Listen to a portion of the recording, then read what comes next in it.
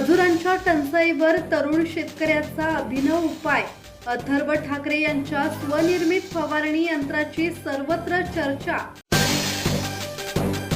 वाढता उत्पादन खर्च, मजुरांची टंचाई आणि शेतीमालाला मिळणारा अपुरा भाव या संकटांमुळे शेतकरी अडचणीत असताना वर्धा जिल्ह्यातील अडेगावच्या 25 वर्षीय तरुण शेतकरी अथर्व ठाकरे यांनी स्वनिर्मित ट्रॅक्टर चलित फवारणी यंत्र तयार करून शेतीसमोर एक नवा पर्याय उभा केला आहे.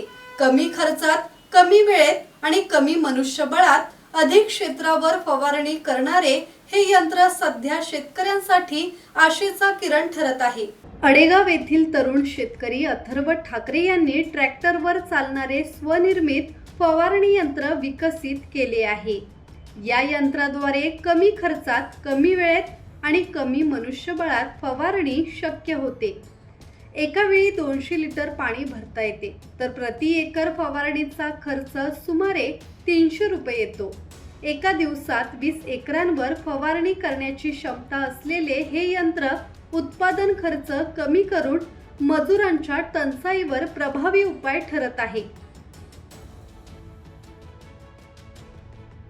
योगेश कांबळे, संवाद मराठी लाईव्ह, वर्धा.